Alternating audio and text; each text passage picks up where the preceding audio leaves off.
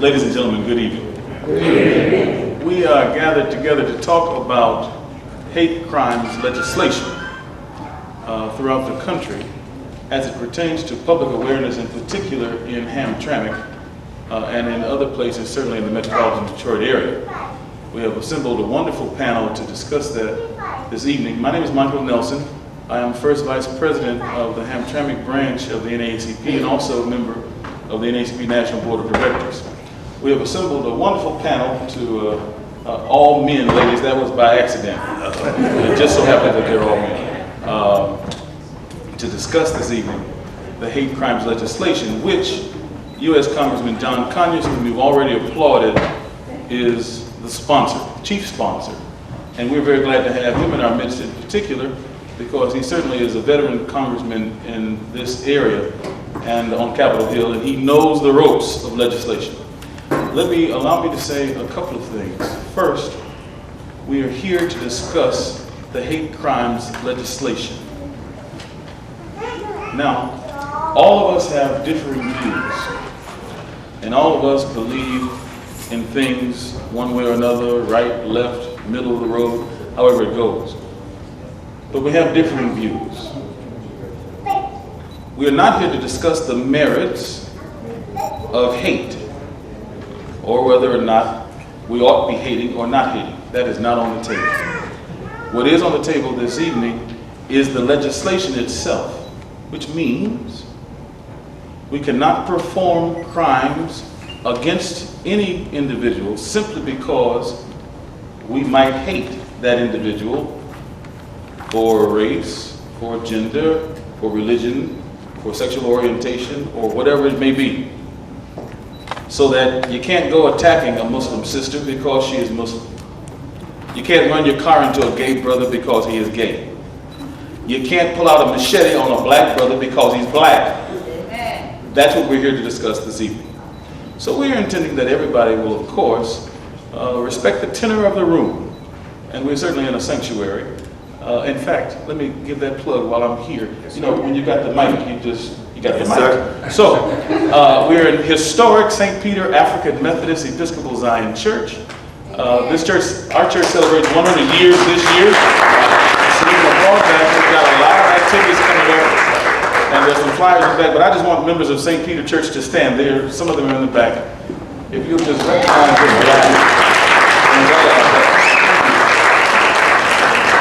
Now, I forgot my place, but that's okay. So we're here to talk about that legislation. We want everybody to be respectful of everyone else. So let's plan to do that.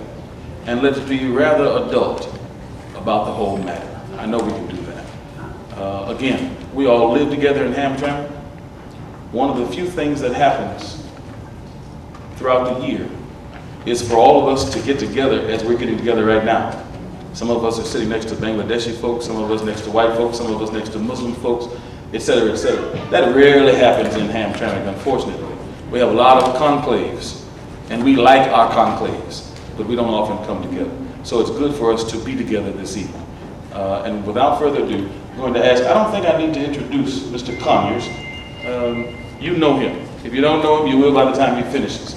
He is a veteran, a U.S. Congressman from the Detroit area, and well-respected, well-loved, certainly by folks, white, black, Puerto Rican, Latino, etc., etc. Mr. John Conyers.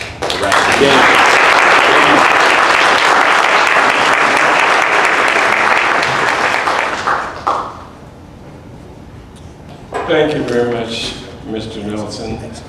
Good evening, ladies and gentlemen. It's a pleasure to be here. I've had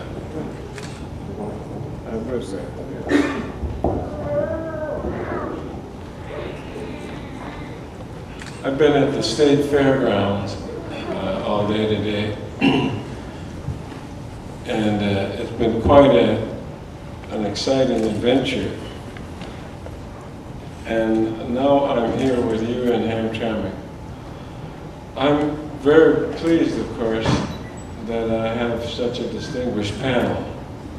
I was told to limit my remarks as much as I can, and I'm going to do that.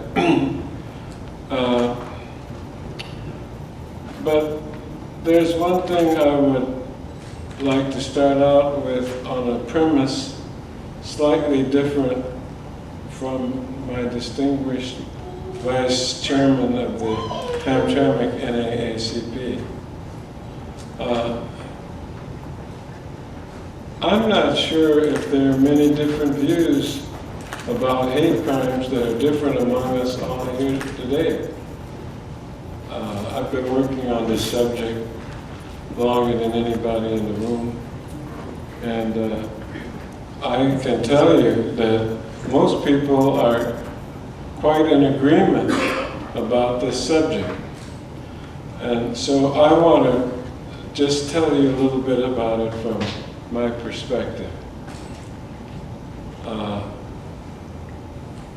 When President Bill Clinton was in the White House, there was a rash of churches being burned in the South. There were cross burnings, and frequently the church itself was burned to the ground. There weren't an awful lot of fatalities because the burnings were a symbol of the ill feelings that people had about the people that were the congregants of the church, namely African Americans. So it was sending a message. It wasn't, that was the main thrust of it. And that is also the genesis of hate crime legislation. Remember the day that he summoned us all to the White House? But there were, the main invitees were governors of southern states. And what he said, in effect, was, and he was always so diplomatic and getting difficult messages across. He said that from now on, anybody that burns a black church in the South or anywhere else is going to be investigated by the federal government. That it wasn't any longer just a local matter of arson, as arsons happened everywhere in every state. But he said these are different, and from now on, it's going to be federally investigated. And there were a lot of people swallowing and staring at the ball. But this was the beginning of what was described as a hate crime. It's a crime that not only is violence against someone or some property, but the bigger thing is to send a message. The assassination of an abortion doctor in church, the dragging of a black man through a back road attached to a car till he died a horrible, painful death. All of these was sending somebody a message. We don't like you. I don't like your religion. I don't like your race. I don't like your sexual orientation.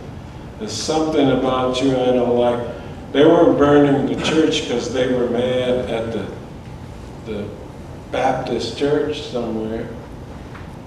And so I remember that was the genesis of this. Now, another flash. Here I was when I came to Congress. I went to the Speaker of the House and asked to be put on the Judiciary Committee.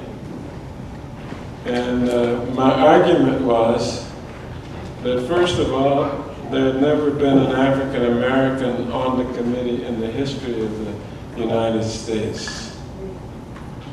And that second, I was a civil rights lawyer, and that I had worked with Dr. King and Young, Abernathy, Bond, all of them, Lowry, many unsung heroes as well. And so that I had an interest in this matter.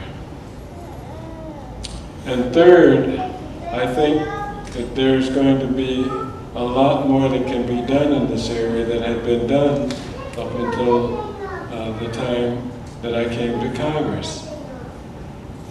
And the speaker picked up the phone and called Wilbur Mills. He said, "Wilbur, I've got a young man from Detroit that wants to come on Judiciary Committee. You're the chairman of the Committee on Committees." That's the committee that decides where everybody goes when they first come to Congress. And I started out on that committee, and I've been on it ever since I've been in Congress. It was one of the smartest decisions I ever made to get on that committee, because today I'm the chairman of this committee. And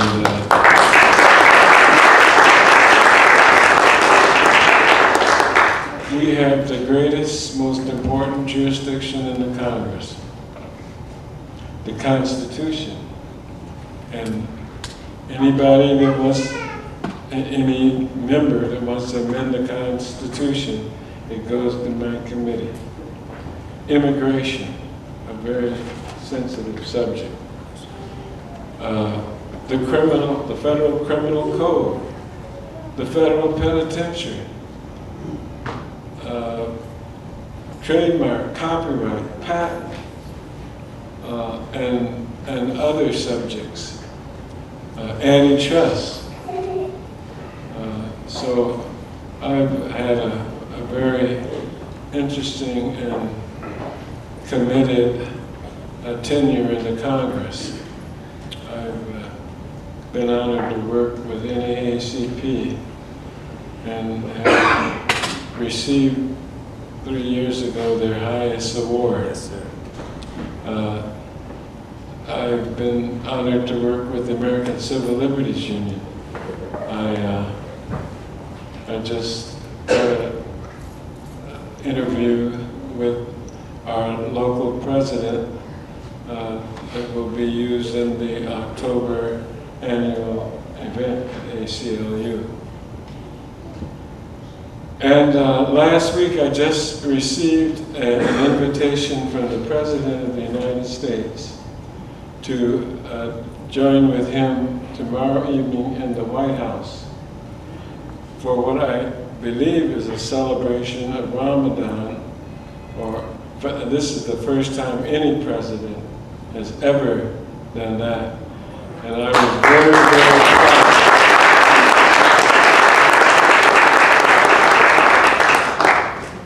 You can't imagine how proud I was to accept that invitation, and once again have the opportunity to talk to the President privately about the health care bill and the fact that if we don't have a strong public option, the health care bill won't even get out of the House.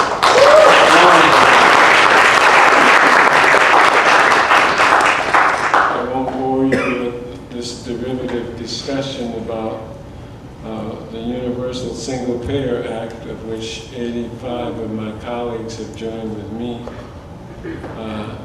that would be much stronger than a public option. But that's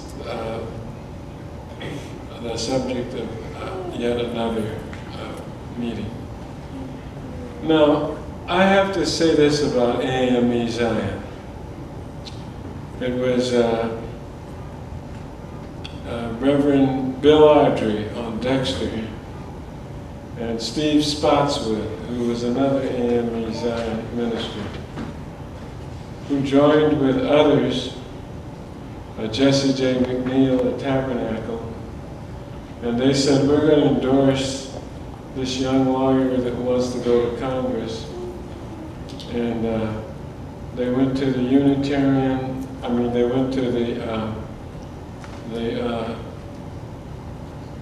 the universal organization of churches.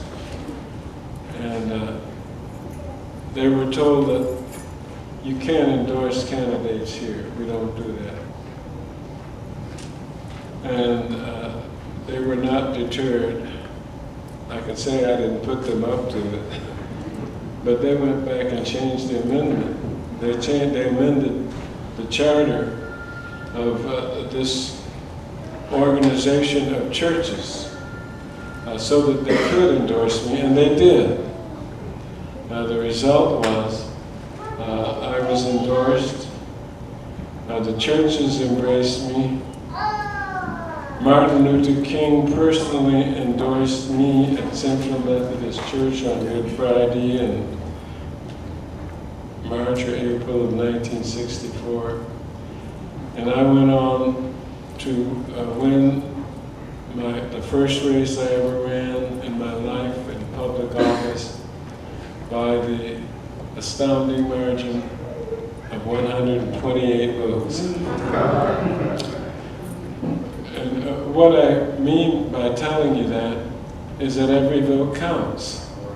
And that in a society nowadays where people are questioning the value of the vote or despondent because they're on their last unemployment check, or that their house has already been in foreclosure and they're moving toward eviction, or their job, you can go to work and not be sure where your job is going to be next month. It's easy to become disillusioned. And I want to tell you, there are people whose fathers, if they had tried to vote, they would have likely been arrested or jailed or beaten or killed. And the generation before that, there were people still coming out of the period of enslavement. And so this is an incredible moment in our history. And what I want to do is make it as clear as I can to everybody that the hate crimes legislation is really a very modest development in the law system of the United States. And I close on this note. The argument that when we had the bill before the Committee on Judiciary is that it was likely unconstitutional. And unfortunately, we make a lot of errors and a lot of misstatements are made. The court has definitively made clear that hate crimes is not unconstitutional. And I've got the cases and to back me up. And I want to continue this discussion with everybody that came out tonight. I'm surprised and pleased that we had such a wonderful turnout here. I congratulate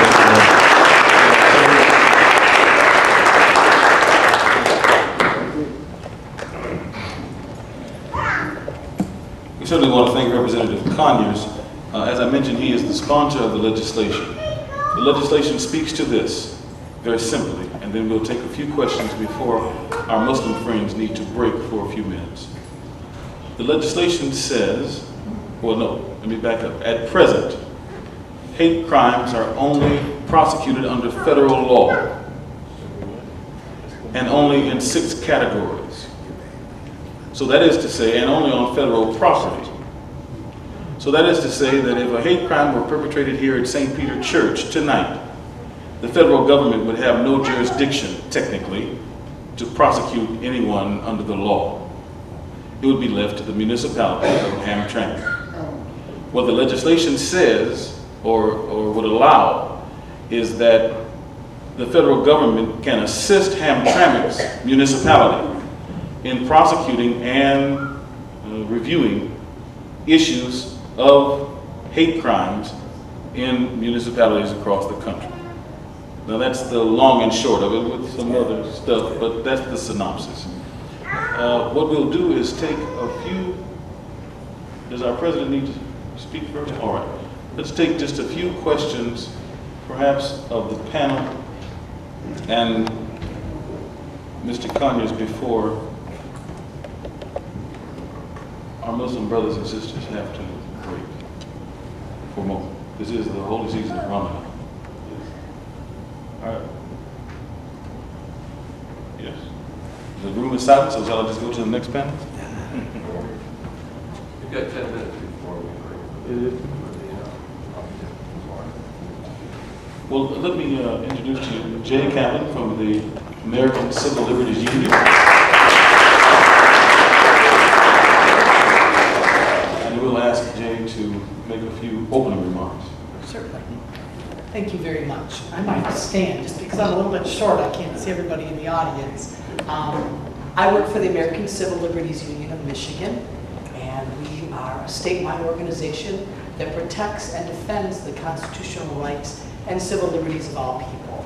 I'm a staff attorney. We have a project called the Lesbian, Gay, Bisexual, and Transgender Project. And I'm going to make a few comments with regards to hate crimes legislation. But I also wanted to acknowledge that tonight there's a little controversy within the LGBT community regarding this event, probably stemming from last year's, there was an election referendum on a human rights ordinance in Hamtramck, which included sexual orientation and gender identity. And I'm hoping that we are all here today, as what was reiterated before, to learn from each other and to have a respectful dialogue concerning our differences. I think it's very difficult, though, to talk about hate crimes legislation without acknowledging the fact that discrimination also occurs against various groups based on race, gender, religion, as well as sexual orientation and gender identity. And I just wanted to read something very briefly from our national ACLU concerning civil rights. Civil rights laws work not because we are able to haul those who disobey them to court, because when we say as a society that no one should lose a job because of their religion, decent and law-abiding people accept that. People accept it because our laws are, above all, a statement of what we believe as people. So too with the law against sexual orientation and gender identity discrimination. And what we say with the civil rights banning this form of discrimination is not that we endorse being gay or being heterosexual any more than our civil rights laws against religious discrimination endorse a particular religion, such as being Christian, Jewish, Muslim, or agnostic. A law against sexual orientation and gender identity discrimination says that we really believe the American promise that everyone should have a fair chance to go where their brains and guts and grits can take them. A law against sexual orientation and gender identity discrimination says that we really believe in that promise and that we want it to be real. So I wanted to put that out first. Obviously, we've seen in our country a rise in crimes committed against people based on their affiliation with a group, be that their race, be it their gender, be it their religion, be it their sexual orientation and gender identity. And speaking as someone who works on behalf of the LGBT community, certainly the statistics show in our state that gays, lesbian, bisexual, and transgender are disproportionately victims of violent crime due to animus against their sexual orientation and gender identity. I don't know if many of you heard about on the news just 2 weeks ago, a young man in Portage, Michigan, right outside of Kalamazoo, who was beaten by several other teens because he was gay. We talked about other victims of hate crimes. Matthew Shepard, for whom the federal legislation is named after, was a young man who was gay, who was beaten and then tied up and left to die on a rail of fencing, almost like being against a cross, where he did meet his fate in death because of his sexual orientation. And the importance of hate crimes legislation is that when we allow these crimes to occur, we're conveying this constitutionally unprotected threat against people being able to rely on enjoyment in public places of members of a targeted group. Now the ACLU certainly does support the idea, the concept of hate crime legislation for crimes of violence property damage committed against individuals because of their affiliation in a group. But we also are concerned about constitutional rights. And we want to make sure when there is legislation, both at the state level, because there's also state legislation that's been introduced that would add the categories of sexual orientation, gender identity, and disability to our current hate crimes laws. We want to make sure they also protect the rights of people to think as they might think, that they also protect the right of people to make statements if they don't particularly agree with a particular group or they don't particularly support a particular group, they have a constitutional right to say so. So that means that somebody who doesn't necessarily agree with someone being homosexual, or if somebody doesn't agree with somebody being heterosexual, they have a constitutional right to make those statements. And so when we look at legislation, we want to ensure that constitutionally protected speech is not being prohibited from these laws. Now, Representative Conyers talked about legislation out of the House, which did pass, the Matthew Shepard Act, and the ACLU supports that. We have some concern about the similar piece in the Senate that passed, because we believe that that might allow evidence of belonging to a particular group. For instance, if somebody belongs to a white supremacist group, could that be used merely as evidence that they committed a hate crime? Or if somebody went on a website that supported violence against a particular group, could that be used as evidence that that person committed a hate crime? We don't believe that that should. But in theory, we do support the idea of hate crimes legislation. We just want to make sure that it passes constitutional muster and that we're not policing thoughts of people and opinions that they hold. We do want to make sure when there are crimes of violence and crimes of property damage against individuals that people are being held accountable for that, and that we do send the right message, as the Honorable Congressman said.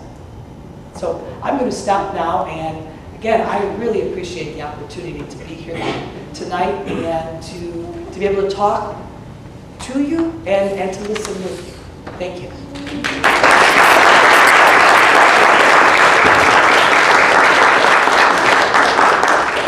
It occurs to me that I did not introduce the rest of the panel members appropriately. We have Heaster Wheeler, who is the Executive Director of the Detroit branch NAACP.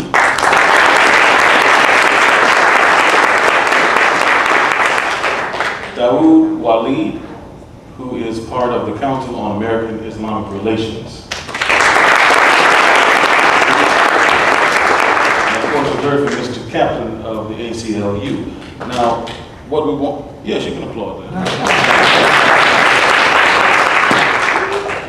What we want to do is allow our Muslim friends to break.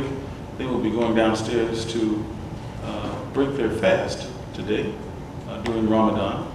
That's right, in a Christian church, the Muslims are going to go downstairs. So we got a lot going on tonight and we're happy about it. It's all right. We like it that way. So we'll excuse them for a few moments, and they will return. Meanwhile, we will ask, just after they have exited the room, we'll ask Mr. Heaster Wheeler to talk to us for a few moments from his perspective on the legislation. Now let me say the NAACP wanted to do this because, of course, the NAACP not only has supported most of the stuff, if not all, that Representative Conyers has sponsored in the Congress, but as he mentioned, he certainly is one of our Spingarn medalists. And we have been in support of hate crimes legislation for quite some time. So the NAACP is on record with that. That's one. Two, we wanted to raise public awareness about what's going on with the legislation in this community. One of the things that we suffer from at times is a lack of education about what's right at our fingertips. And we wanted to make sure that we were on record with the community in talking about the issues, in bringing things to the fore, and in putting everything on the table to be discussed. With that, Mr. Wheeler. Yes, sir. Good morning.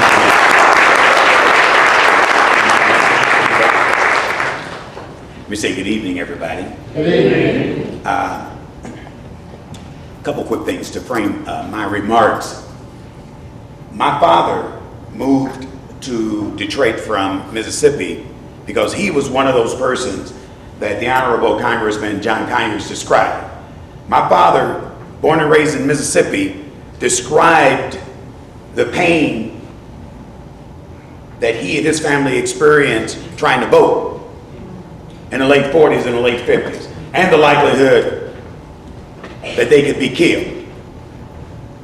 So I want you to know that I am humbled, personally and professionally, to have the opportunity to serve as Executive Director for the Detroit branch of the NAACP and to continue to work that redeems my father and so many others. I want to say good evening to all of you, though, and thank you for inviting me to participate in what I see as a very, very important conversation. I still believe in a place called hope. All right. And I believe we have a responsibility to keep hope alive. Yeah. I applaud you, Kamal Rockman. I think he went downstairs, and Reverend Michael Nelson, and all of you leaders here in the city of Hamtramck. It's easy to avoid difficult experiences. It's easy. It's a lot easier to try to avoid a conversation that we know could potentially be controversial. One thing we do know is that people who don't talk well together won't work well together. That's right. I know from my life experience that black people talk quite comfortably to other black people about black and white issues. I've been told from my white friends that white people talk to other white people about black and white issues.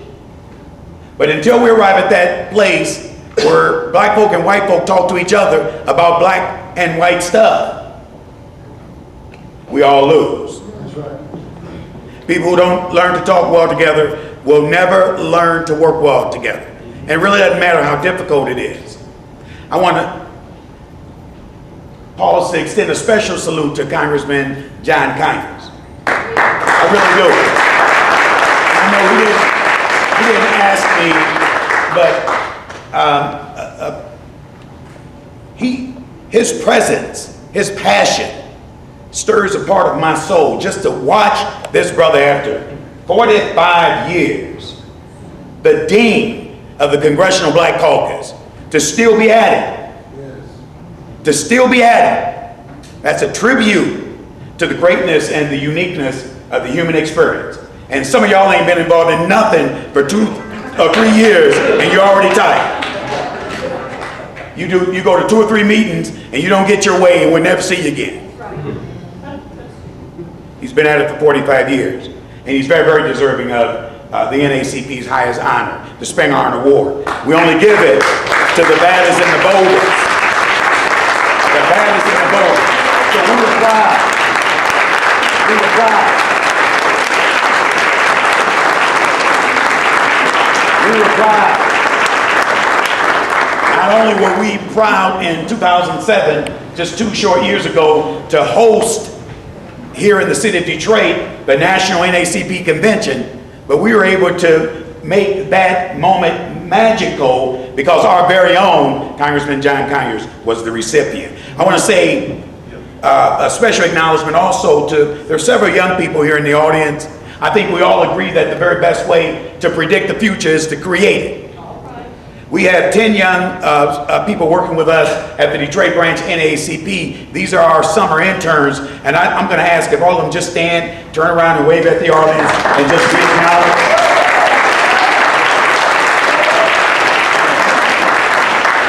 That's Amanda and Shantez and Jordan and Derica and Shelfonte and Norman. They always tease me because they think I don't remember their names. And and don't take me to task. I told you it was 10. Y'all counted 6, right?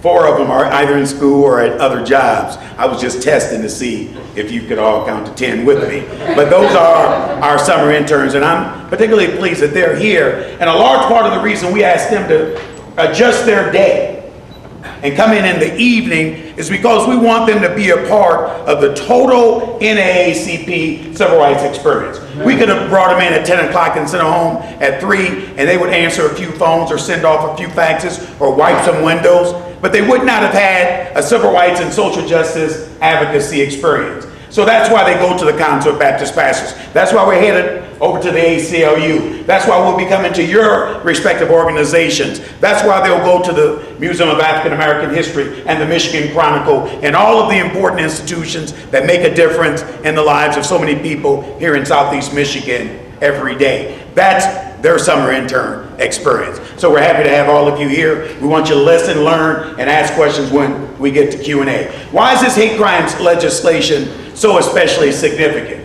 Why is it significant that this rise to the level of federal legislation? Think about it. James Byrd, Jasper, Texas. Matthew Shepard, Casper, Wyoming.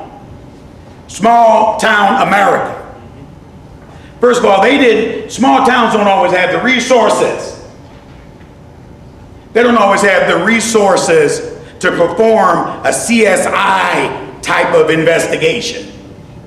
You know, how many of you watch CSI? That's big time, right? If it rises to that level, you've got semis with technology, Alicia Skillman, Triangle, you've got semis coming in to do the investigation. That's a part of why, but let me give you a quick history lesson on why federal intervention is especially important. We all know the history of race and racism and slavery and Jim Crow and Rosa Parks and Martin Luther King and the debates over transportation and housing and voting. But look at the significant pieces of civil rights legislation, because I think it will frame why federal intervention was especially important. 1954 Brown versus Board of Education was about what?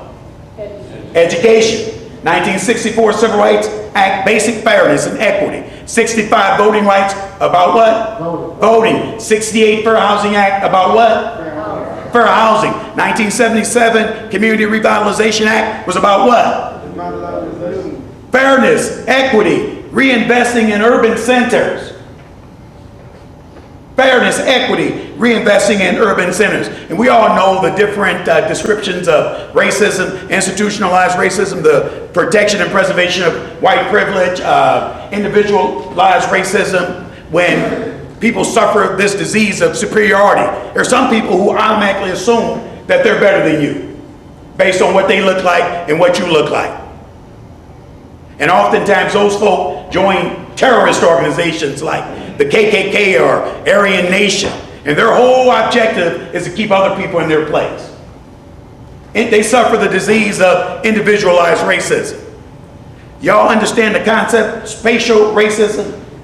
Space. When public policy decisions, when the law separate people from opportunities based on space and race. It ain't no accident. It ain't no accident where you live, especially here in Southeast Michigan. But our position is that where you live should not determine if you live or die. That's right. Where you live ought not determine if or not you live or die or have access to opportunities. In Southeast Michigan, it does. There are certain outcomes that are predictable based on where people live. Spatial racism. If you live in the urban center, you're paying more for auto insurance. Mandated by government. That same government won't regulate fairness and pricing. If you're black, you live in the urban center, you're going to go to a black and poor school. 85% typically of the kids are poor. If you're white and live near an urban center, you're going to go to a middle class school, where the vast majority of those students are middle class. Race, based on space. And the last is, that I'll talk to you about this evening, is internalized racism. Y'all understand that concept? That's some of the stuff we do to ourselves. That's player hating.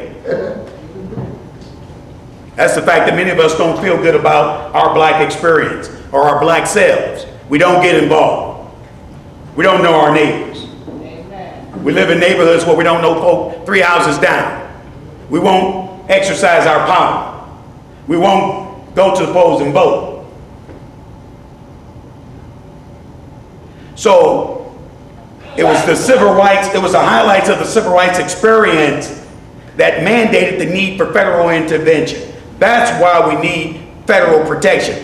There are some protected areas. If a crime happens in a church based on Congressman Conyers' presentation, federal intervention. If it happens during the voting experience, federal intervention. If it happens where somebody crosses a state line, federal intervention. If it happens on federal property, federal intervention. If it happens on the way to school, federal intervention. Why? Why those categories? Look at the historical backdrop that we just talked about. That was then. That was the reality of the black experience or the race experience in America some 40 years ago. We're at a new day, yeah. We're at a new day now. If Jasper, Texas was subject to a lawsuit, that city, in fact, Jasper, Texas wound up laying off half of its police force because they ran out of money just engaging around the Jamesburg trap. They didn't have the resources. Casper, Wyoming, small communities like that, they lose if they have to go it alone. You need the resources. If the federal government can intervene around organized crimes, they certainly ought to intervene around hate crimes. That's right. It's a logical extension. Does that make sense? It's a logical extension.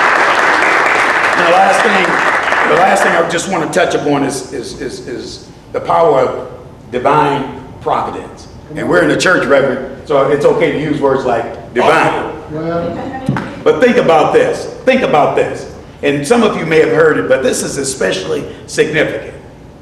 It was August 28, 1955. Emmett Till was killed in Money, Mississippi. That was about what? Race and tragedy. But did you also know it was August 28, 1963, when Dr. Martin Luther King gave his famous rendition of I Have a Dream? Did you know that? Same day. August 28. That was about race and hope. Divine providence, y'all.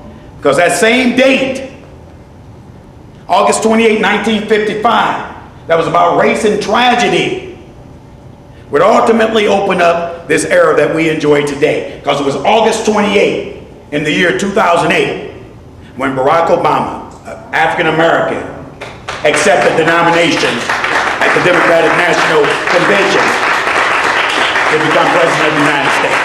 I am saying we have a responsibility. We've got to have difficult conversations. And I understand people are mad, but it's okay when folk are mad. I'm glad you're mad.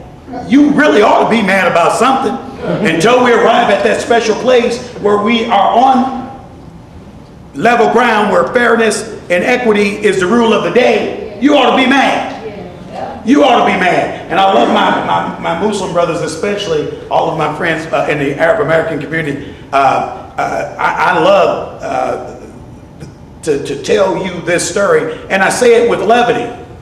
But prior to September 11, 2001, we used to call meetings on racial profiling, and guess what? We were the only ones there.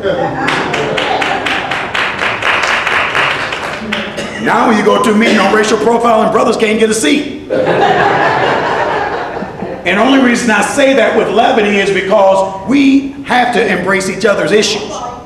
We cannot allow folk to racialize issues. If I say immigration, who do you think of? We think of our sisters and brothers in the Mexican community. The reality, everybody here is connected to immigration. Everybody. Everybody. But if we allow other folk to divide us based on the foolishness associated with racializing issues, we all lose. We have a responsibility to keep hope alive. Thank you very much.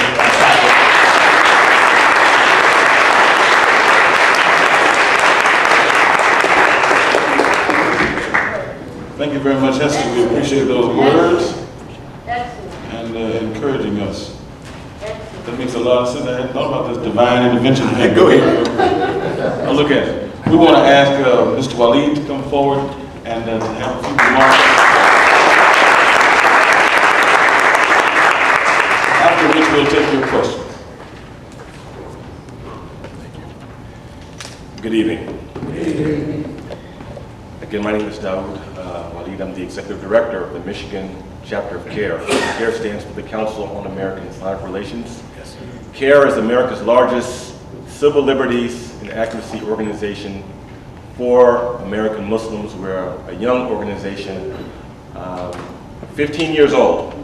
And just to give you an idea of how the civil rights issues have mushroomed for American Muslims after 9/11, that on September the 10th, 2001, there were 8 CAIR chapters. Today, there are 35 offices.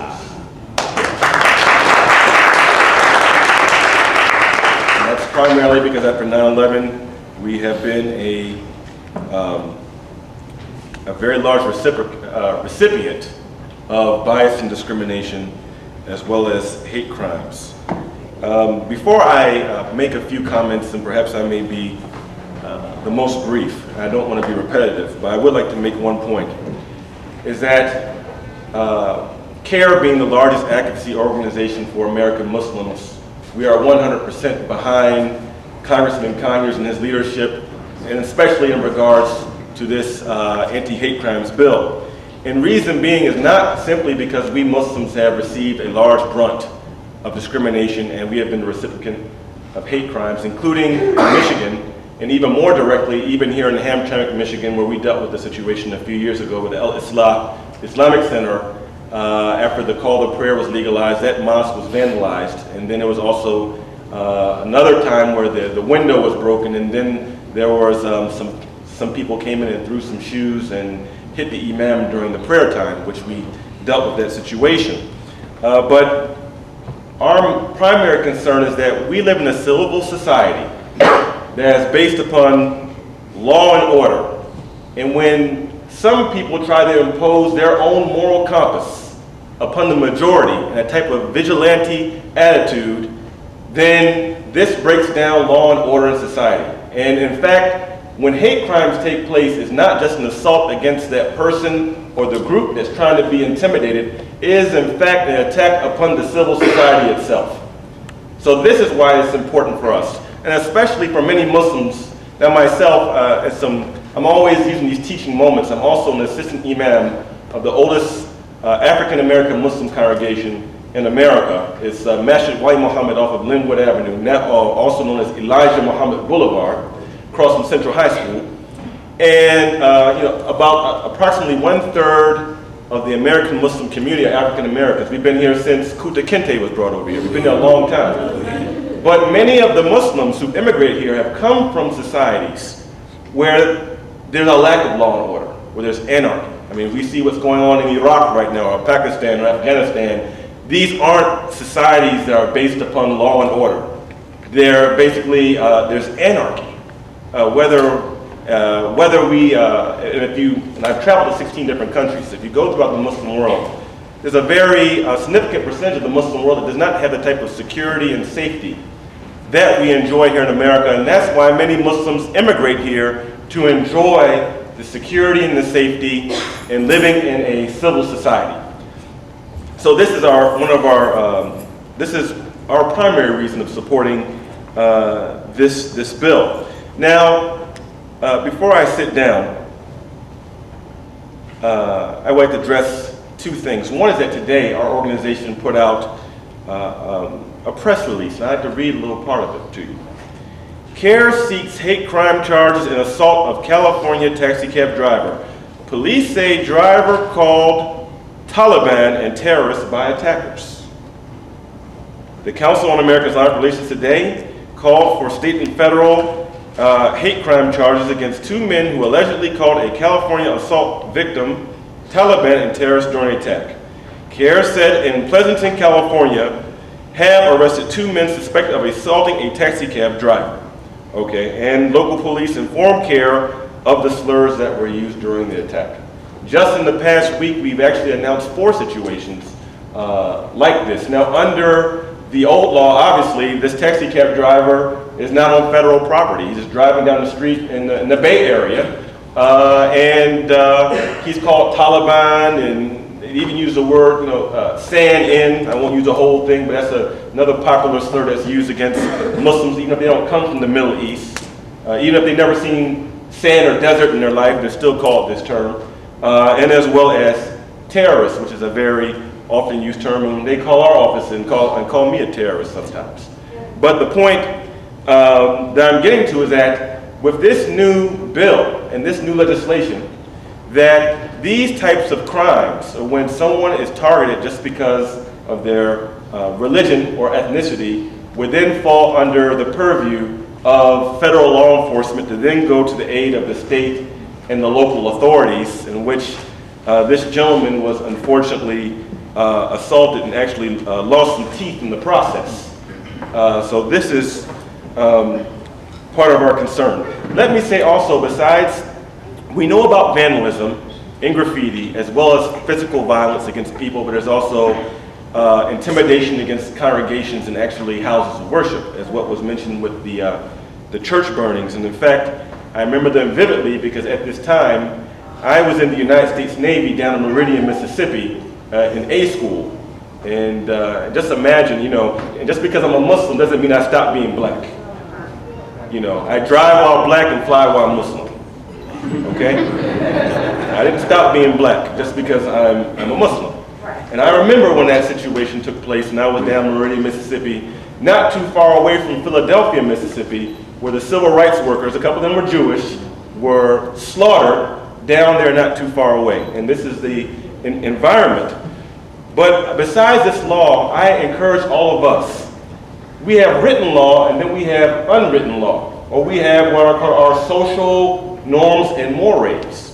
And these types of things can be legislated, but we need to have amongst us a spirit, or to have a type of mores here that certain people who like to incite hatred, or people who want to verbally incite violence against other groups, that we have no tolerance for intolerance. I know this may sound like an oxymoronic statement, but we should have in our own mores, we should have no tolerance for intolerance. And with that, I will sit down. Thank you very much.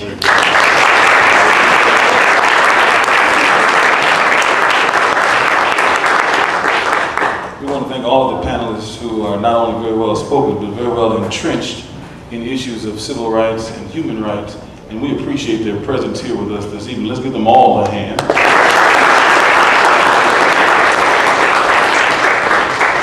Just before we take your questions, I want to call the president of the Hamtramck branch forward, Mr. Kamal Rahman, who will have remarks. Give him a hand.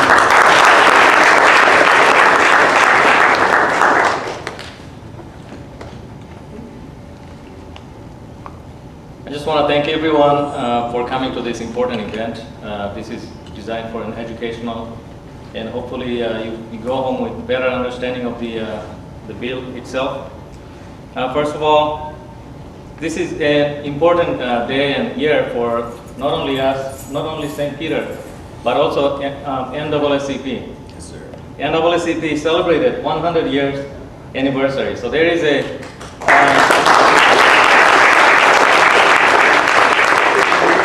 two important decisions were made 100 years ago that shaped our lives and affected hundreds of thousands and millions of people. So I want to thank Reverend Nelson for allowing us to use your church for this important event.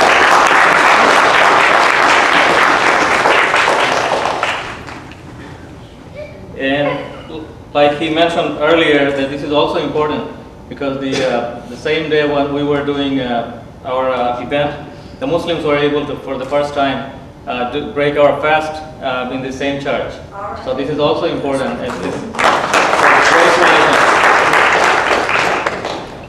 public forums are offered by Hamtramck or the NAACP as a whole to educate people about events, issues that affects our lives, affects social justice, the issues related to social justice, discrimination, etc., etc. And for the last 100 years, we know that so many rules and regulations were influenced by NAACP throughout the United States, and also a lot of countries they took the advice and the teachings from NAACP United States so that they could shape their own civil rights issues, such as South Africa, Bangladesh, and many other countries. They're also looking up to us for leadership and guidance.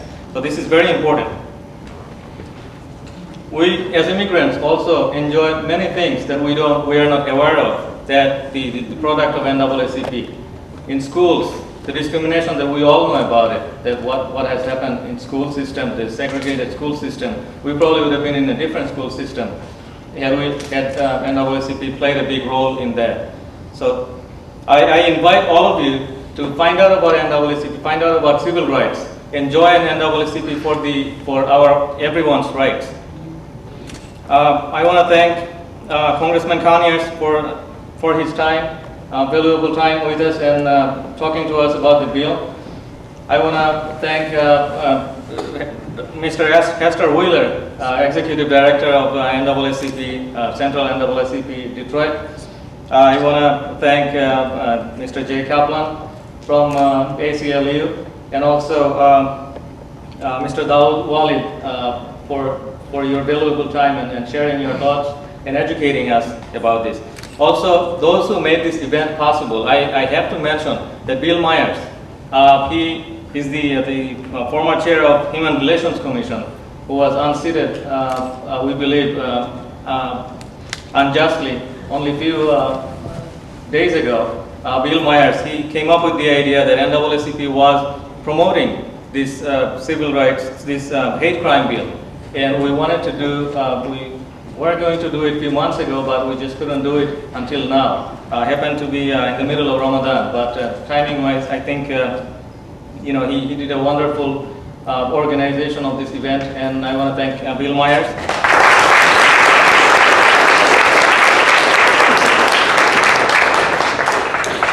I also want to thank the committee members that also made it possible. The member of our executive committee, Tisha Franklin, she's also our treasurer. Ms. Juanita Siffers, and Irene Washington, and myself and Mr. Nelson, that we spent countless hours planning and developing this event. Especially we had to change it in the last minute. And also, I'm sorry if and Mrs. Darla Swin, I'm sorry, she was distributing flyers at the Corinthians. And all those, not only these, but you know, entire Hamtramck branch did come forward to help us with this event. This, an announcement, every first Saturday at 12 p.m. we meet at the People's Community Center, which is right across from Secretary of State. At 12 p.m., please come to the meeting. You don't have to be a member to come to the meeting and share your ideas and thoughts. We can, if you come and share your ideas and your support, we can have events like this and bringing all sorts of people from all sorts of background, people here, and we can talk. Again, I want to thank for all of your time and effort, and you know, keep in touch with us in our meetings. Thank you very much. And I'd like to get some feedback as to whether that is true and perhaps why they feel the way they do. Okay, well, before I ask Mr. Walid to address himself to that question, and let me say, we are not to discuss tonight why one group might not prefer another group. We are to talk about tonight the merits of the hate crime legislation, which says nobody ought to have a crime perpetrated against him or her because of hate. All right? But let me hear Mr. Walid, please. Okay. Since I'm not a resident of Hamtramck, I'm a resident of Detroit, I can't speak directly to the issue anyway, but based upon the parameters of the discussion, I will say from our organization's standpoint that anyone who is a homosexual or perceived to be homosexual, because sometimes people are perceived to be homosexuals and they aren't. And they are targeted with violence. We think this is un-American, and from my perspective as a person with Islamic studies background, it is un-Islamic. Because in our religion, we believe in the rule of law and a judge. And evidence has to be given in front of a judge, and individuals just can't go around bashing people upside the head or here I'm probably I am the most quoted Muslim leader in the state of Michigan in the media. I say that unashamedly, it's just a reality. I'm saying that it is wrong for anyone to target anyone with violence based upon their race, gender, ethnicity, their place of origin of birth, religion, and also their sexual orientation. It's flat out wrong. So I can't be any more clear than that. It's illegal and it's wrong.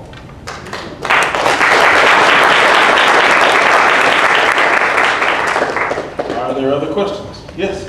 I was curious if the adult parents would be held federally responsible if children or underage people committed a crime.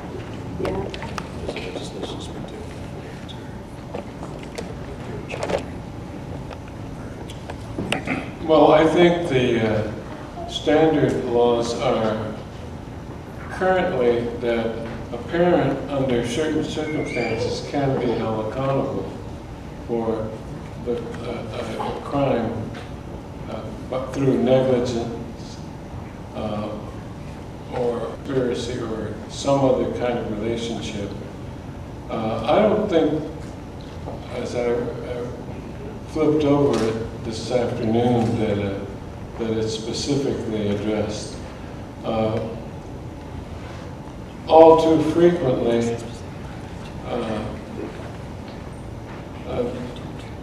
a juvenile is treated differently from an adult anyway.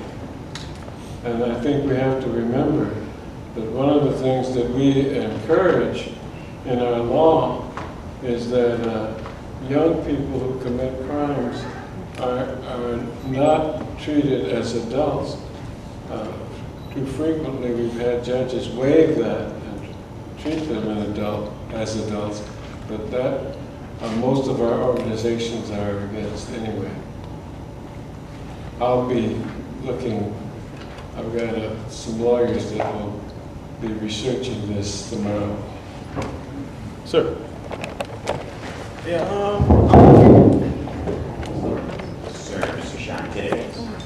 I would like to know, is this bill just targeting one certain issue, or is it just targeting hate crimes in general? The bill speaks to, What was the question? the question is if or not this piece of legislation targets one crime in particular. Am I right, Shantez? Am I paraphrasing you correctly? This hate crime legislation says that nobody is to be mistreated on the basis of their disability or sexual orientation. Does that answer your? Yeah. Thank you. Because federal law right now prohibits the federal government from intervening into hate crimes issues in certain places unless the offense occurs in one of 6 categories, like having gone to vote or something of that nature. I'm sorry, I saw the gentleman in the back and then this one. Yes. I know that if a black church gets burned in the South, the motivation is most likely race. And Mr. Kaplan said that he didn't want to prosecute people based on their thoughts. You said that you can't come after a machete with a black guy and you can't go into a gay guy with your car. Aren't those things already illegal? And why would they be punished more severely if they're already illegal? All right, Mr. Kaplan, you want to? Sure. Well, we've heard sometimes politicians and other people say that every crime is a hate crime, but we do know for a fact that sometimes there are crimes committed against people, violent crimes, based on very specifically their membership in a particular group or organization, and the effectiveness to intimidate people from being able to exercise their associational rights to be out in public and to enjoy the same safety that other people. And so it's been within the wisdom of our government that cannot be comparable to just a crime where somebody might attack someone because they just want to rob them and no thought about what group that they belong to. And so there's a thought that sometimes that is distinctive, that it is different. Now, But Heaster, let me go ahead. No, I was just following gonna, what you were going to say. I appreciate that question because it's a really good question. Yes, in fact, it is already a crime. You are absolutely correct. A part of what I was saying earlier was the fact that sometimes additional resources are needed to elevate a certain kind of crime, and you need the resources of a I use CSI kind of task force to really get down to the nitty-gritty. But you also highlight another important perspective. Every disagreement between a black person and a white person ain't racist. Or somebody who happens to be different, it ain't racism or sexism or gay bashing. It's just two people who may not agree.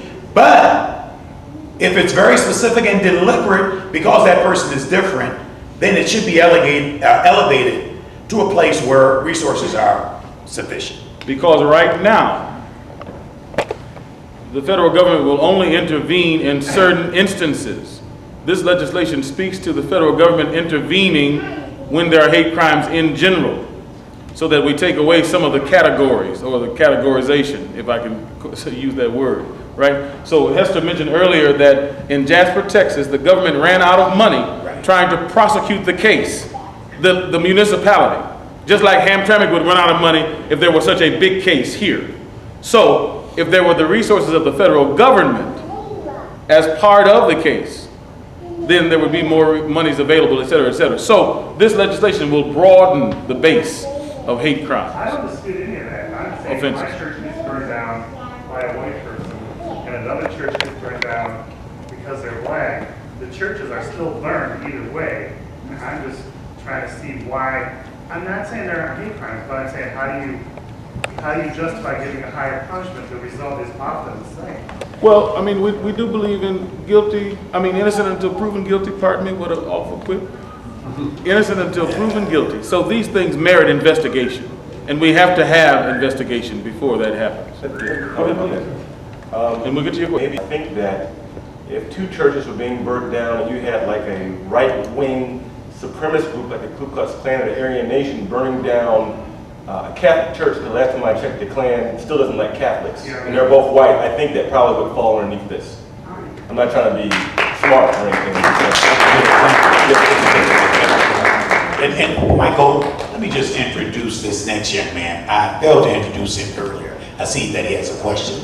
Ladies and gentlemen, I want you to just know this is a bad man from the Detroit NAACP. He's our field director. He does public policy. He's the supervisor for our summer interns, Mr. Derek Black.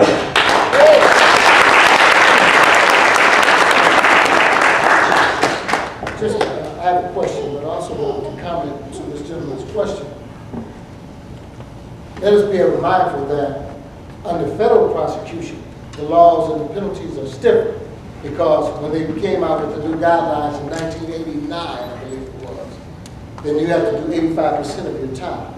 Okay, so that would increase the length of incarceration in certain cases. You have bank robbery can be state and it can be federal. Yes. And they have the option to pick that up.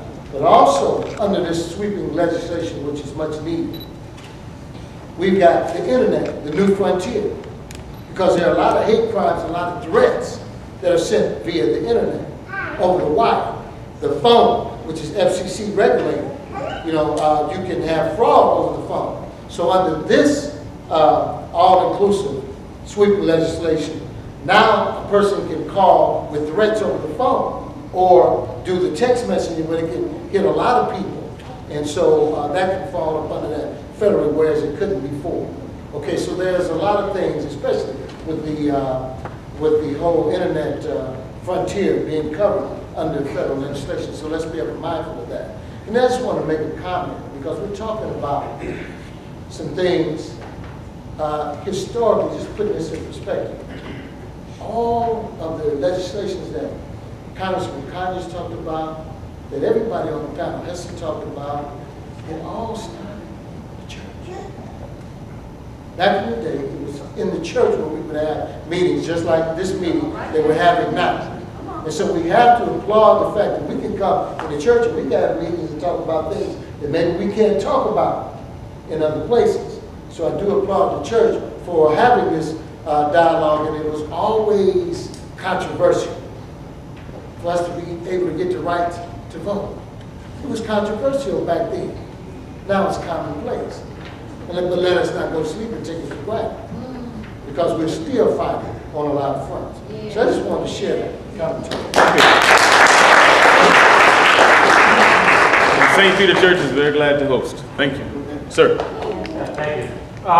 We all recall Jim Crow, the racist, xenophobic crimes were committed by law enforcement, by agents of government. Would this legislation also cover obvious transgressions of that class of people based on hatred?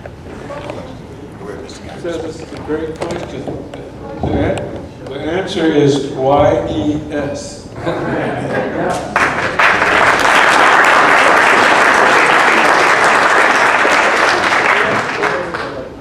Yes.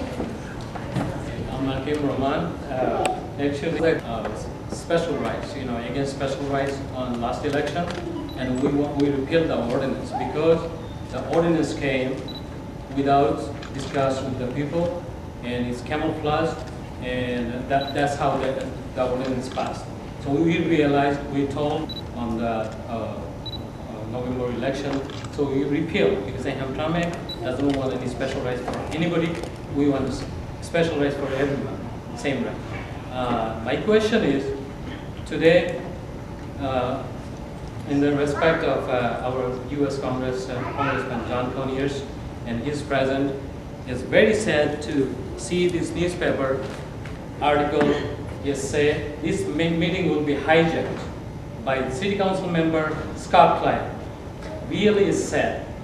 People went to the police station, asked for protection, and they said, no, this is just a joke. But if I make this kind of joke, they will send police to my home and get arrested because I'm Muslim. So it should be treated everybody same. This is the first hate thing I can show you. It happened right here, right now. Because he said hijack, we are still here and he may hijack. And this is the newspaper article right there. Let me say, I'm glad that didn't occur. I think we can come together with our differences. But I'd like to comment. I don't believe it's a special right to be able to get and to keep a job based on your merits. I don't think it's a special right to be able to rent an apartment when you have the money to be able to pay your rent, and you have you accept the responsibility to follow the rules and regulations as a tenant. And I don't think it's a special right to use a public accommodation or to eat in a restaurant when you have the money to pay for your meal and you follow the rules and regulations in a public accommodation. If we're talking about equality, we're not talking about special rights. There is a special right in our state for certain groups like gays and lesbians to have all these things taken away from them, to be discriminated against in a job, in housing. So we're talking about equality and equal opportunity based on a person's merits. Now you and I might disagree with that, but I just wanted to put forth my view on this. I don't believe that offering equal opportunity to people is creating a special right. And the bottom line is that our civil rights laws don't protect all people. And it's currently in Michigan, neither do our federal civil rights laws, nor do our state civil rights laws cover the categories of sexual orientation and gender identity. And I, as an attorney that worked in this project, I worked for the ACLU LGBT project for 8 years. I can tell you the countless phone calls I've received from individuals who've lost their jobs, who've been denied housing, who've been denied being able to be in a restaurant or to utilize a business. And I have to tell them that there is no remedy to address that. There's no legal remedy because we don't have those laws. Can I answer?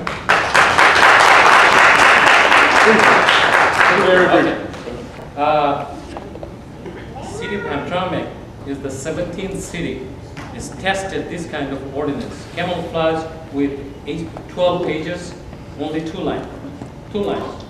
And city charter allows the whole citizens of Hamtramck, they can visualize this and study this for 14 days. We never seen anything like this happen. So what happened, they put this on the ordinance on the council and they passed this 1, 2, 3. And right after that, Scott Klein, who want to hijack this meeting, he declared this is a gay rights. So this is totally unjust for the citizens of Hamtramck.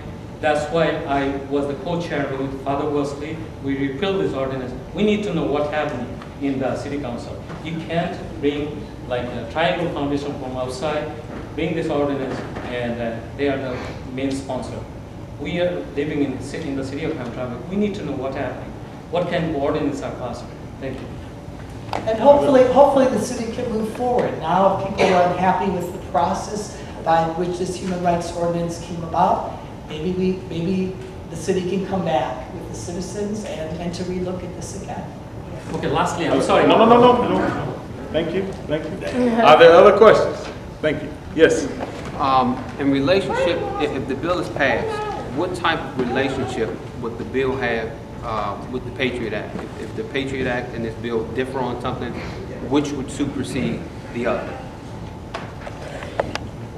The question, Mr. Conyers, I'm sorry. The question was whether or not this bill would supersede the Patriot Act, Or would the Patriot Act supersede this bill? or vice versa. Yes. Well, that's what they have the courts for, isn't it?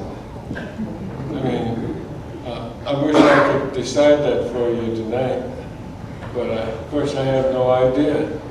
I don't even have any real notion of whether there'll be any contradictions between the Hate Crimes Act and the Patriot Act anywhere. But if there were, the courts would handle it. Any other questions? Mr. Meyer. Yes, I just want to Thank you very much for your participation. Some other questions? No, I'm just kidding. Come on, Bill. All right, brother. I've been trying to paint Bill black, but it won't take somehow. He's the blackest white man I know. Go ahead. Go right ahead. I'm honored to be here at this event and with these great panelists, each one of them. You're thrilled to see different opinions.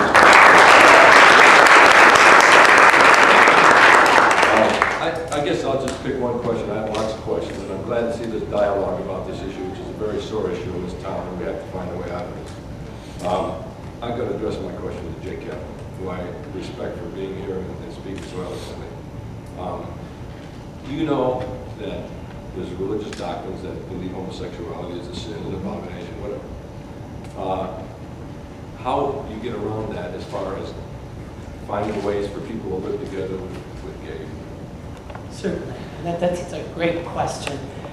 You know, all our civil rights laws, all our laws that are constitutional should and do respect the religious beliefs of other people. Certainly no human rights ordinance or any civil rights law that said that a religious institution or carrying out the religious functions had to adhere to a certain belief would be unconstitutional. And the human rights ordinance that was approved and was also rescinded in Hamtramck, I believe that it did respect the constitutional separation of church and state.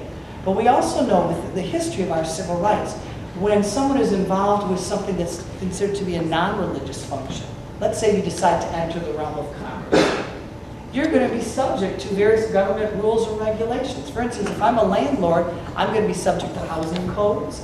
I'm going to be subject to laws related to landlord-tenant. If I run a business, I'm going to be subject to the minimum wage law. I'm going to be subject to various workplace protections. And because of my religion, because of particular religious belief, we don't say you're exempted from those laws for a non-religious function, for a non-ministerial function. And the same thing would hold true if the categories of sexual orientation or gender identity. If a landlord refused to rent to somebody who was gay in an apartment building because they felt that homosexuality was wrong, they would be in violation of that law. But certainly no law should dictate to a church how they would conduct their business. If they have a certain belief regarding homosexuality, they would be protected in that belief. But so it's kind of looking at the particular situation. But certainly any law, any civil rights law, or any law for that matter to be constitutional has to recognize the autonomy of the church, separation of church and state. And certainly the ACLU supports that. But none of the civil rights laws that have passed have ever said if you have a religious belief that because a person is black or a exception created for that particular religious belief because it's a non-religious function. I'd like to comment to this briefly. In regards to your comment, and since this has come up, it's been a hot topic, I'll speak about it briefly. But obviously the Islamic religion does not accept homosexuality as an alternative lifestyle, acceptable alternative lifestyle that we would practice. At the same time, just because we or any other group does not agree with homosexuality does not give persons the right to harass people at work or to burn down their homes or to assault them or murder them in a type of criminal, or maybe want to be a superhero vigilante or something. That's totally unacceptable. Now let me also say that what happened in Hamtramck is the reality of living in a democratic system. I mean, the city council put something forward. There was grassroots people who lived in the city who got petitions. It went on the ballot, and the majority will of the people overturned it, just like Prop 2. I was against Prop 2 in regards to affirmative action. I mean, affirmative action is banned on the state level, and I know Heaster worked on this issue very much. I mean, CAIR worked on the issue to try to defeat Prop 2, but our democratic process, Prop 2 passed. So now we have to go back to the drawing board and see other ways we can, work around Prop 2. So, that's why we say this is part of living in a democratic society.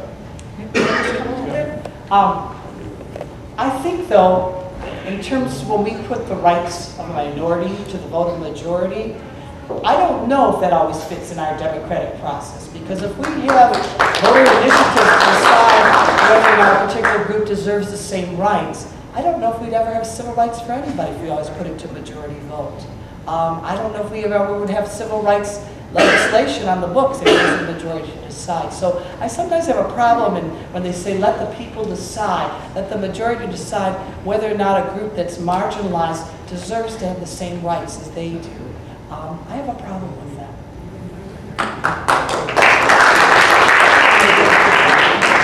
Just a minute, okay? Yes. Well, I was just wondering, like, a situation that happened in Louisiana with the Gen 6, like, if something like that was to occur again, but they hung the nooses, and then, the African Americans, they beat the guy up or whatnot. I was wondering, like, if something like that happened again in a situation where they hung the noose, if the government would take care of that problem and pick it up before the violence occurs again. That's a very good question, Norman. And if the government had intervened, there are certain symbols of hate. Swastika, burning a cross, and the noose. Obviously, that's a very obvious symbol. Had the government intervened right away, that problem never would have escalated. This legislation is a critical step in the right direction. It provides the early intervention. And sometimes we like to tiptoe around and remain. In every jurisdiction across the country, one cannot walk into a crowded room and holler fire if there is no fire. So there are certain things we must do to ensure that certain other things do not occur. There are several hands. Let me start here and we'll get to all of your questions. Just a moment. Yes? Yes, I just understood that the chief of police was to be at this meeting, and I'm wondering if... Mr. Meyer will respond. He was originally asked to be on the panel, and because we wanted a local law enforcement person representative to explain how this law would be applied to the local community. He's a new chief of police, and we thought it would be an opportunity for him to meet the population and the citizens of the city.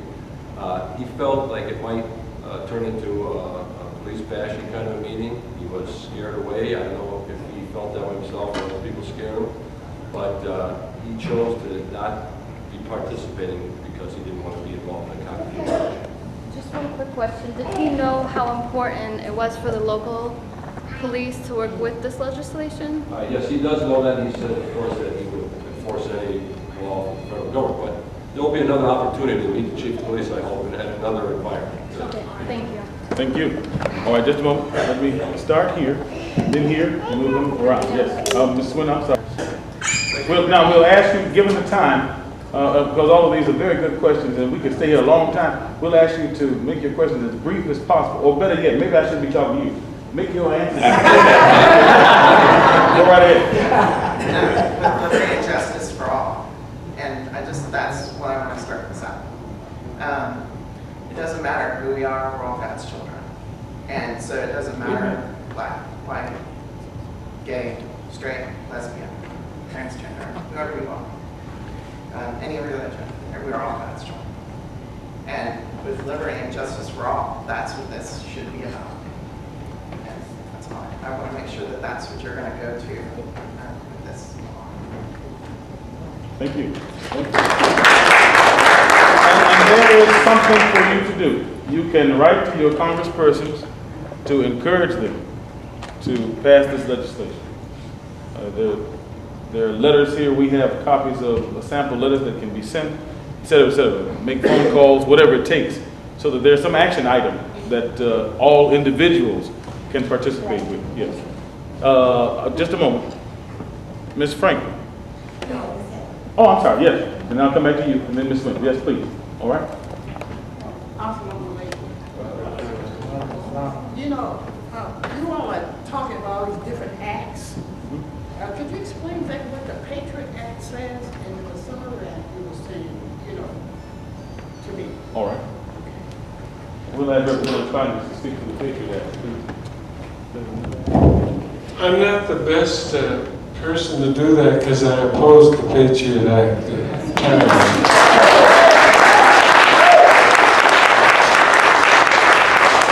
The court has been agreeing with me more and more because every now and then parts of it are stripped down or found to be unconstitutional.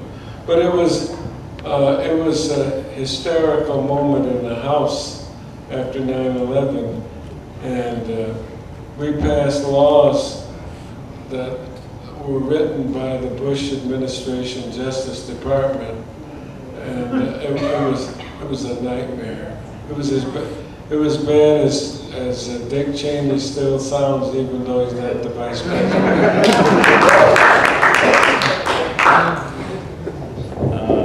Yes, ma'am. Thank you. I'm Michelle Fox Phillips, Executive Director of Transgender Detroit. I'd like to thank everybody here. I think the diversity of this audience is fantastic. The panel is great. My question to Representative Conyers, first of all, thank you for including gender identity into this bill, which is very important. Some factions of society who are against this bill, mainly because they are using religious, and it's going to restrict religious expression in the church, and they're going around and saying that if they speak out against a certain group of people, then they can be prosecuted and the church can be shut down.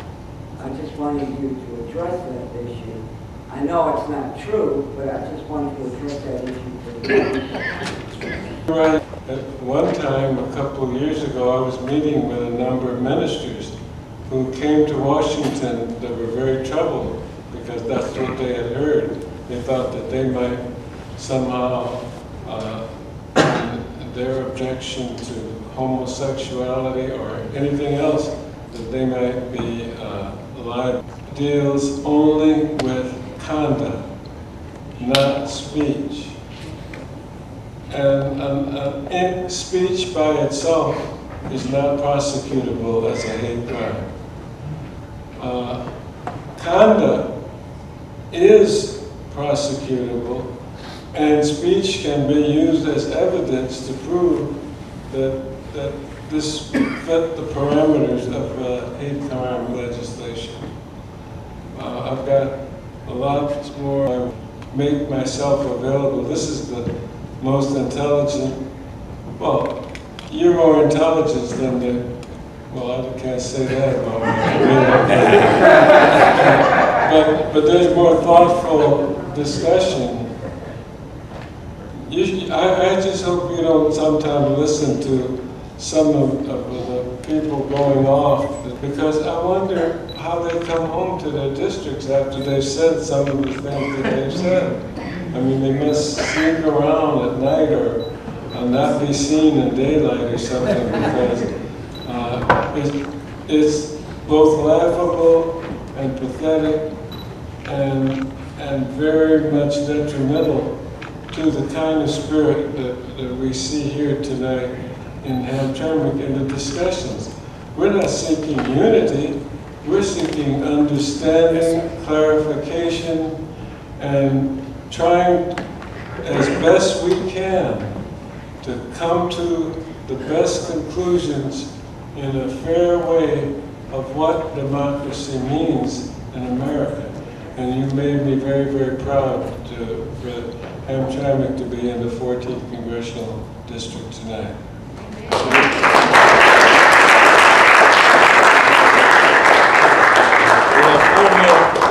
We have four more questions, Mr. Meyer, and then we'll come around. Now, all right, I was wrong. We'll start with the gentleman in the back. Then Ms. Swin, am I? have a question. All right, okay, thank you. Yes, sir. As the Congressman has indicated, generally speech is not prosecutable as a hate crime, but it's prosecutable in another situation. It's called the clear and present danger rule. For instance, you cannot yell fire in a crowded theater. You cannot participate in the kind of speech that creates a clear and present danger of harm to someone else.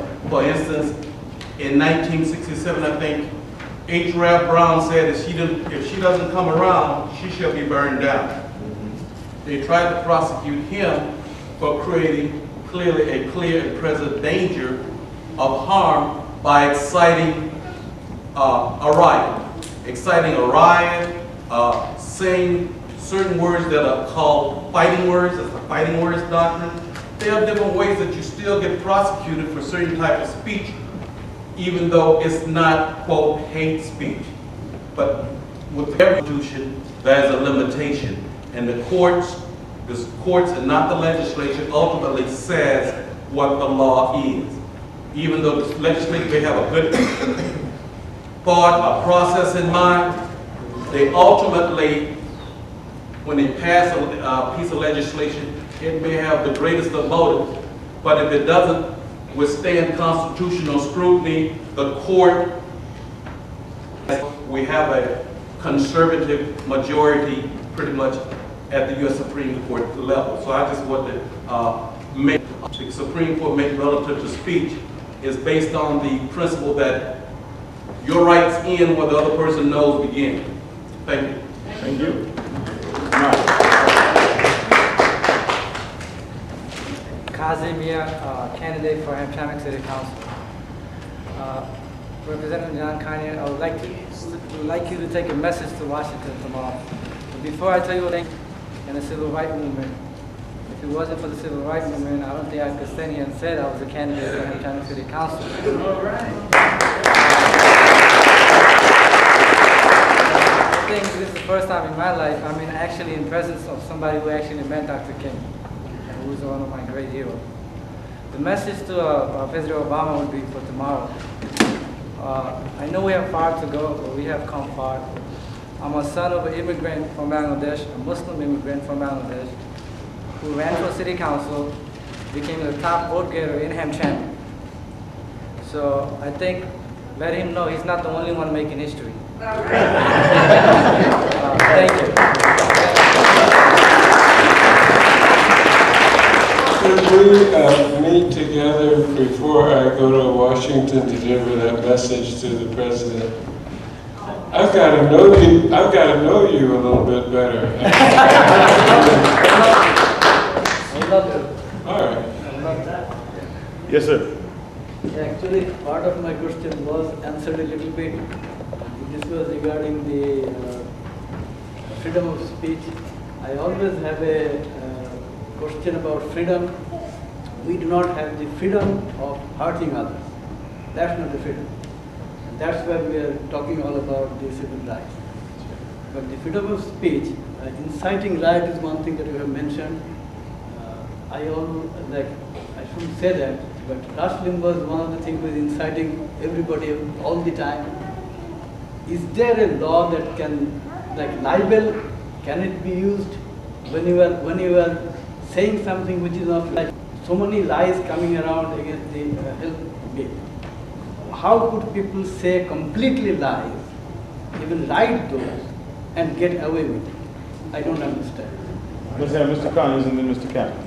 Well, I'll just use this disturbing headline in Hamtramck paper. You want to meet the councilman. I want to meet is this a woman that wrote this? Charles. Oh, a gentleman.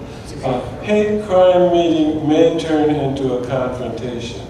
That's awful press. That's terrible.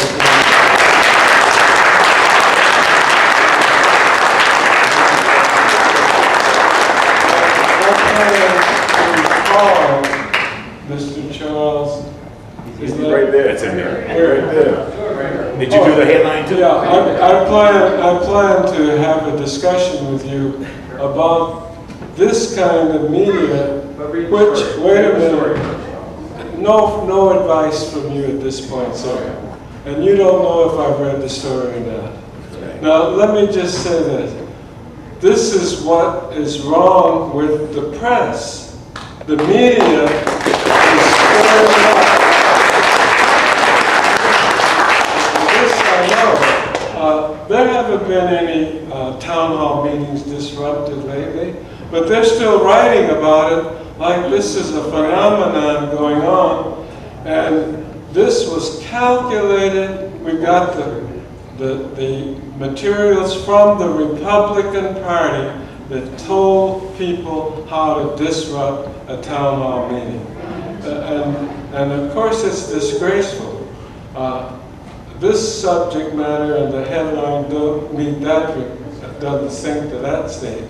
But were you hoping for a confrontation, or did you have some inkling that somebody was going to do something, or did you want to put that into somebody's head? I resent that writing, and you and I are going to have a good talk. Read the story.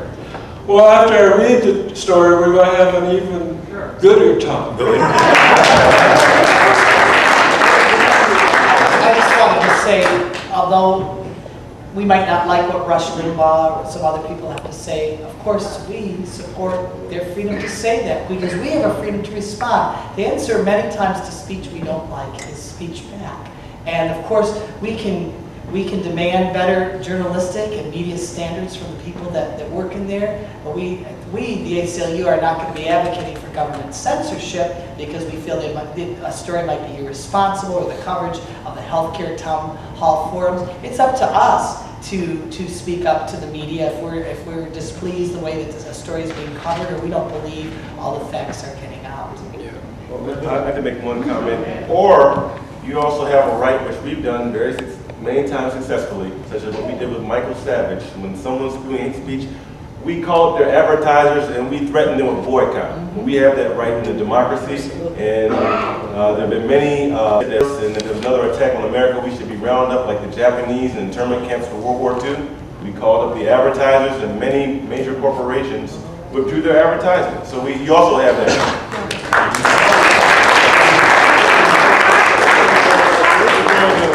We're going to take our last question. I'm afraid you'll have a chance to interact with the panel, and I hope with each other after the forum is concluded. Please.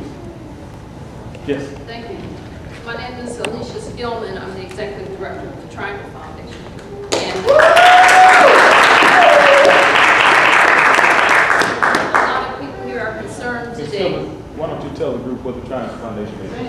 The Triangle Foundation is a statewide nonprofit in Michigan that is fighting for equal rights for lesbian, gays, bisexual, and transgender people.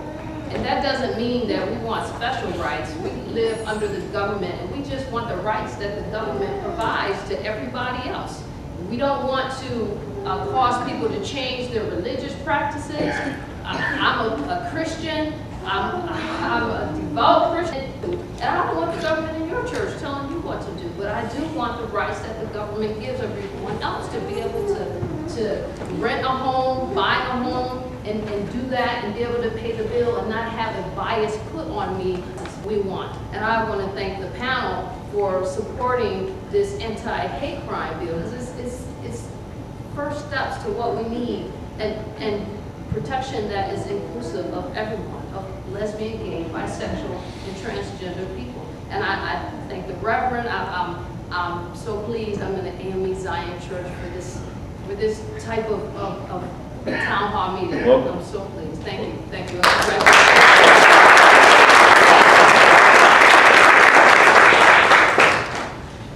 You can join the NAACP. Yes. It doesn't cost a lot of money.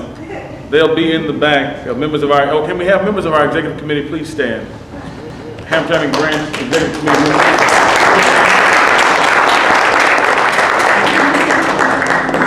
Now, they came for the Jews.